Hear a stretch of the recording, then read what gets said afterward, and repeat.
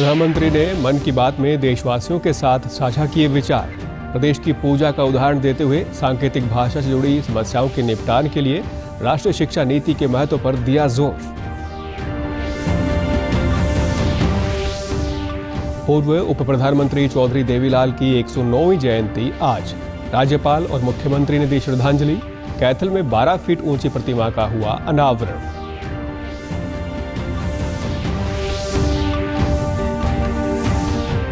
प्रदेश में शीघ्र होगी 18,000 शिक्षकों की भर्ती। मुख्यमंत्री मनोहर लाल ने ट्रांसफर पॉलिसी को बताया शिक्षकों के लिए फायदेमंद।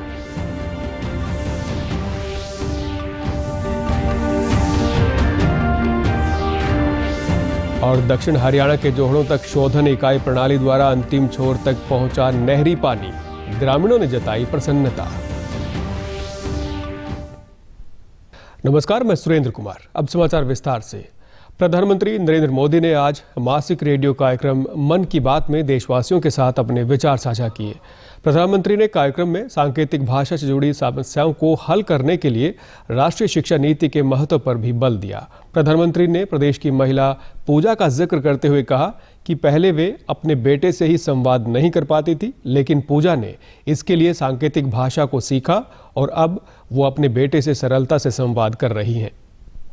सितंबर को लैंग्वेज डे पर कई स्कूली पाठ्यक्रमों को भी साइन लैंग्वेज में लॉन्च किया गया है। साइन लैंग्वेज के तय स्टैंडर्ड को बनाए रखने के लिए राष्ट्रीय शिक्षा नीति में भी काफी बल दिया गया है। साइन लैंग्वेज की जो डिक्शनरी बनी है, उसके वीडियो बनाकर भी उनका निरंतर प्रसार किया जा रहा है। हरियाणा के रहने वाली पूजा जी तो इंडियन साइन लैंग्वेज से बहुत खुश हैं। पहले वो अपने बेटे से ही संवाद नहीं कर पाती थी, लेकिन 2018 में साइन लैंग्वेज की ट्रेनिंग लेने के बाद माँ बेटे दोनों का जीवन आसान हो गया है। पूजा जी के बेटे ने भी साइन लैंग्वेज सीखी और अपने स्कूल में उसने स्टोरी टेलिंग में प्राइज जीतकर भी दिखा दिया। केंद्र सरकार ने चंडीगढ़ एयरपोर्ट का नाम शहीद भगत सिंह के नाम पर रखने का फैसला किया है। प्रधानमंत्री नरेंद्र मोदी ने मन की बात कार्यक्रम में कहा कि 28 सितंबर को भगत सिंह की जयंती के मौके पर चंडीगढ़ एयरपोर्ट का नाम बदला जाएगा। चंडीगढ़ एयरपोर्ट का नाम शहीद भगत सिंह के नाम से करने पर उप मुख्यमंत्री दुष्यंत चौटाला ने इसे एक ऐतिहासिक कदम बताते हुए प्रधानमंत्री नरेंद्र मोदी का धन्यवाद किया। मेरे प्यारे देशवासियों, आज से 3 दिन बाद यानी 28 सितंबर को अमृत महोत्सव का एक विशेष दिन आ रहा है। इस दिन हम भारत मां के वीर सपूत भगत सिंह जी की जयंती मनाएंगे। भगत सिंह जी की जयंती के ठीक पहले उन्हें श्रद्धांजलि स्वरूप एक महत्वपूर्ण निर्णय किया है। यह तय किया है कि चंडीगढ़ एयरपोर्ट का नाम अब शहीद भगत सिंह जी के नाम पर रखा जाएगा। इसकी लंबे समय से प्रतीक्षा की जा रही थी। मैं चंडीगढ़, पंजाब, हरियाणा और देश के सभी लोगों को इस निर्णय की बहुत बहुत बधाई देता हूं। साथियों, हम अपने स्वतंत्रता सेनानियों से प्रेरणा लें, उनके आदर्शों पर चलते हुए उनके सपनों का भारत बनाएं। यही उनके प्रति हमारी श्रद्धांजलि होती है। केंद्रीय सूचना एवं प्रसारण मंत्री अनुराग सिंह ठाकुर व अन्य नेताओं ने दिल्ली गेट में प्रधानमंत्री नरेंद्र मोदी के मन की बात कार्यक्रम को सुना। पूरे मनोयोग से सेलिब्रेट करें, अपनी खुशियों को सबके साथ साझा करें। मेरे प्यारे देशवासियों, आगे आकर के अन्वी की इस सफलता पर अध्ययन करके योग के सामर्थ्य से दुनिया को परिचित कराना चाहिए। जनसंघ के संस्थापक सदस्य, उत्कृष्ट संगठनकर्ता और प्रखर विचारक पंडित दीनदयाल उपाध्याय की आज 106वीं जयंती है। पंडित दीनदयाल उपाध्याय का जन्म 25 सितंबर 1916 को मथुरा जिले के चंद्रभान गांव में हुआ था, जिसे अब दीनदयाल धाम के नाम से जाना जाता है। उन्हें साहित्यिक और दार्शनिक कार्यों के लिए भी जाना जाता है। भारतीय राजनीति के इतिहास में प्रमुख व्यक्तित्वों में से एक पंडित दीनदयाल उपाध्याय की जयंती को हर वर्ष अंत्योदय दिवस के तौर पर मनाया जाता है। प्रधानमंत्री नरेंद्र मोदी ने ट्वीट संदेश में कहा कि मैं पंडित दीनदयाल उपाध्याय जी को उनकी जयंती पर नमन करता हूं। अंत्योदय और गरीबों की सेवा पर उनके संकल्प हमें प्रेरणा देते रहेंगे। उन्हें एक असाधारण विचारक और बुद्धिजीवी के रूप में याद किया जाता है। केंद्रीय सूचना प्रसारण मंत्री अनुराग सिंह ठाकुर ने पंडित दीनदयाल उपाध्याय की जयंती पर उन्हें नमन किया। उन्होंने कहा कि पंडित दीनदयाल उपाध्याय जी वंचितों के लिए जिस कल्पना को लेकर चले थे, आज प्रधानमंत्री नरेंद्र मोदी उसे साकार करने का काम किया है। दीनदयाल जी न केवल भारतीय जनता पार्टी के लिए बल्कि भारत और पूरे विश्व में अगर देखा जाए जो उनकी सोच है अंत्योदय के लिए काम करने के लिए, उन वंचितों के लिए, पिछड़ों के लिए जिस कल्पना को लेकर वो चले थे, आज उसको साकार करने का काम किया है तो प्रधानमंत्री नरेंद्र मोदी जी ने किया है। सच्ची श्रद्धांजलि पंडित दीनदयाल उपाध्याय जी को यही है कि उनके सपने पर, उनकी सोच को लेकर भारतीय जनता पार्टी आगे बढ़ रही है और देश के जो अंत्योदय वर्ग है उसके उत्थान और विकास के लिए लगातार काम कर रही है। पंडित दीनदयाल उपाध्याय की जयंती पर राज्यपाल बंडारू दत्तात्रेय ने ट्वीट के माध्यम से श्रद्धांजलि देते हुए कहा कि उनकी कल्पना थी कि न तो पूंजीवाद और न ही समाजवाद हमारे लोगों की समस्याओं का समाधान कर सकता है। इसीलिए उन्होंने समग्र मानवतावाद और समग्र समावेशिता के सिद्धांत पर आधारित भारत बनाने का सपना देखा, जहां कोई भी पीछे ना रहे। राज्यपाल ने कहा कि उपाध्याय जी ने प्राथमिकता के आधार पर समाज के वंचित वर्गों के पूर्ण सशक्तिकरण की आवश्यकता के बारे में अपनी चिंता साझा करने में कभी संकोच नहीं किया। मुख्यमंत्री मनोहर लाल ने भी ट्वीट कर कहा कि उत्कृष्ट संगठनकर्ता, महान चिंतक, एकात्म मानववाद व अंत्योदय दर्शन के प्रेरणेता और हम सभी के प्रेरणा स्रोत श्रद्धेय पंडित दीनदयाल उपाध्याय जी की जयंती पर कोटिश नमन। जननायक जनता पार्टी कैथल द्वारा आज चौधरी देवीलाल की 109वीं जयंती पर कैथल में उनकी करीब 12 फीट ऊंची प्रतिमा का अनावरण किया गया। इस अवसर पर जजपा राष्ट्रीय अध्यक्ष डॉक्टर अजय सिंह चौटाला ने पत्रकारों से बातचीत करते हुए कहा कि चौधरी देवीलाल अपने आप में एक संस्था थे। आज के युवाओं को उनके बताए मार्ग पर चलकर देश और प्रदेश के विकास में अहम भूमिका निभानी चाहिए।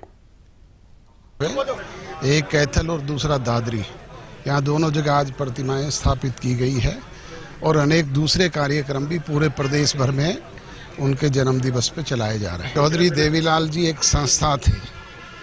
जितना भी आज का नौजवान उनसे सीख करके उनके रास्ते पे चले, उतना ही देश के लिए, प्रदेश के लिए अच्छा है।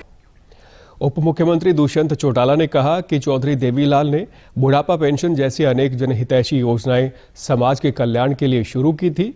उन्होंने कहा कि आज कैथल के पार्क में जो प्रतिमा स्थापित की है, उसे देखकर आने वाली पीढ़ियां उनसे सीख लेंगी और उनके बारे में जानेंगी। चाहे बुढ़ापा पेंशन हो, मनरेगा हो, चाहे और योजनाएं हो, उनने हमेशा समाज के कल्याण और उद्धार के लिए काम किया और मुझे लगता है कि आज कैथल की इस धरा पर उनको हमने स्थापित करके जो यहाँ आने वाली पीढ़ियां भी इस पार्क में आएंगी, वो भी उनके बारे में सीखेंगी, जानेंगी और उनसे प्रेरणा लेके अपने जीवन को आगे निकालेंगे।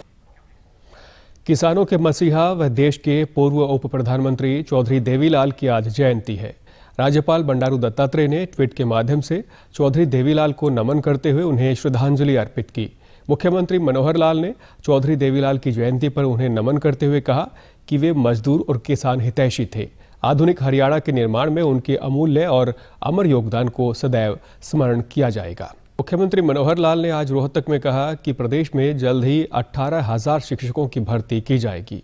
वे महर्षि दयानंद विश्वविद्यालय में एक निजी संस्थान की ओर से आयोजित समारोह को संबोधित कर रहे थे। उन्होंने बताया कि 11,000 शिक्षक नियमित तौर पर और बाकी आउटसोर्सिंग के तहत भर्ती किए जाएंगे। उन्होंने कहा कि हर जिले में सरकारी स्कूलों का सुधारीकरण किया जा रहा है। छोटे बच्चों के लिए 4,000 प्ले वे स्कूल शुरू किए गए हैं और सरकारी स्कूलों में स्मार्ट कक्षाएं लग रही हैं। मुख्यमंत्री ने कहा कि शिक्षक ऑनलाइन अपनी मर्जी से जहां चाहते हैं वहां ट्रांसफर ले सकते हैं।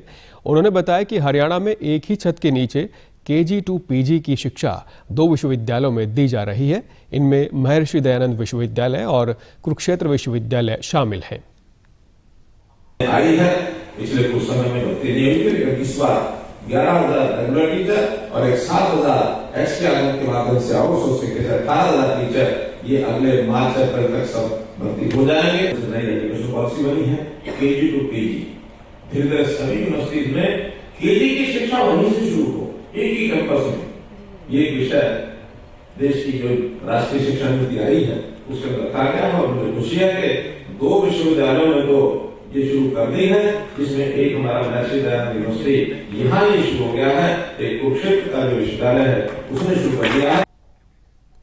मुख्यमंत्री ने बताया कि प्रदेश में 10वीं से 12वीं कक्षा के 5 लाख विद्यार्थियों को टैबलेट दिए जा चुके हैं।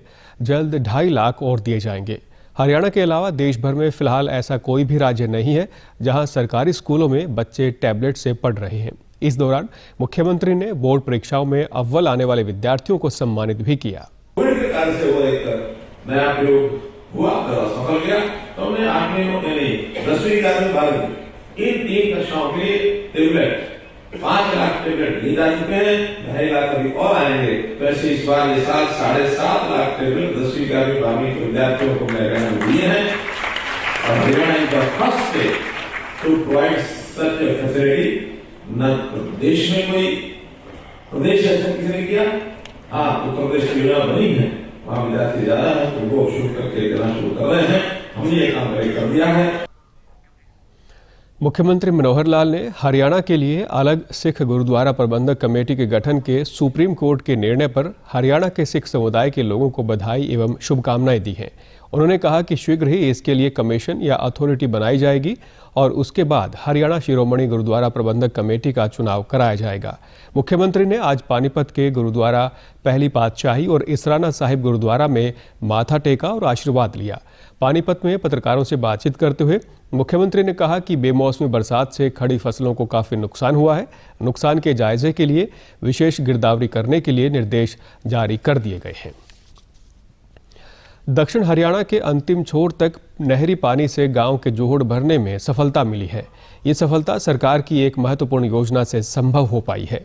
इस योजना के माध्यम से क्षेत्र के 9 गांव में जोहड़ भरवाने की इस योजना पर लगभग 25 करोड़ रुपए की लागत आई है।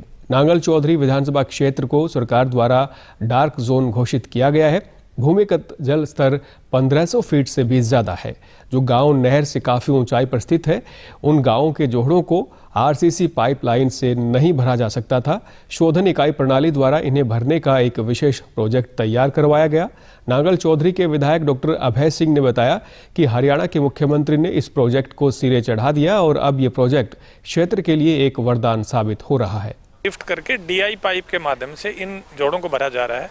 हमारा सबसे ऊंचा जोड़ है वो बायल का है। बायल के जोड़ के साथ ही इधर पांचड़ों का जोड़ है, इधर सरेली का है, गावड़ी जाट का है, रोपड़ सराय का अभी शुरू हुआ है क्योंकि वो जोड़ पहले दिया था पर कोई कोर्ट का स्टे ऑर्डर था, अभी वैकेट हुआ है और इस बार पहली बार भरा है वो। ग्रामीणों ने जोड़ों में पानी आने पर खुशी जताई और कहा कि इसके भरने से गांव का जमीनी जलस्तर भी ऊपर आने लगा है और अब उन्हें अपने पशुओं को पानी पिलाने में भी कोई दिक्कत नहीं होगी। पहले वे काफी दूर जाकर अपने पशुओं के लिए पानी लेकर आते थे। फायदा यह है कि हमारा जल स्तर ऊंचा आ जाएगा जी। हमारे जोड़ भी सूख गए और कोई भी सूख गए और मतलब जल स्तर नीचे हो गया, तो हमें ऐसा फायदा है कि खेतों के बीच में है, 100 फीट जमीन लगती है, तो हमारा जल स्तर ऊपर आ जाएगा। तो पहाड़ी इलाका हमारे पानीपात की बहुत समस्या है। हमारे पानी की काफ़ी दिनों से समस्या चल रही थी, काफ़ी दिनों से काफ़ी सरकार पहले भी आई और आज जो सरकार है उसने पूरे प्रयास करके हमारे जोड़ जितने खाली थे, पहले जोड़ का जो इसमें पानी डलवाया है। हमें बहुत खुशी हुई कि हमारे मुख्यमंत्री जी और हमारे MLA साहब डॉक्टर अभय सिंह यादव ने कर कमलों द्वारा पानी हमारे जोड़ में आया। हमारे वाटर लेवल बहुत गहरा हो गया था, 1200 फीट से भी गहरा हो गया था, तो यहाँ पानी पीने की भी और पशुओं के लिए भी बहुत ज़्यादा किल्लत थी।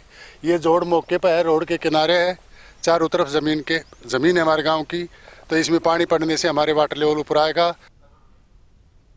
अंत में इस बुलेटिन के मुख्य समाचार एक बार फिर। प्रधानमंत्री ने मन की बात में देशवासियों के साथ साझा किए विचार। प्रदेश की पूजा का उदाहरण देते हुए सांकेतिक भाषा से जुड़ी समस्याओं के निपटान के लिए राष्ट्रीय शिक्षा नीति के महत्व पर दिया जोर। पूर्व उप प्रधानमंत्री चौधरी देवीलाल की 109वीं जयंती आज। राज्यपाल और मुख्यमंत्री ने दी श्रद्धांजलि। कैथल में 12 फीट ऊंची प्रतिमा का हुआ अनावरण।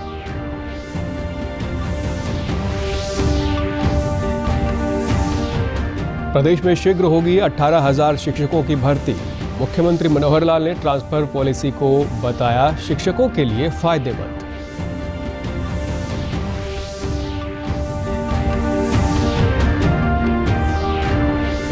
और दक्षिण हरियाणा के जोहड़ों तक शोधन इकाई प्रणाली द्वारा अंतिम छोर तक पहुंचा नहरी पानी, ग्रामीणों ने जताई प्रसन्नता। समाचारों में आज इतना ही। नमस्कार।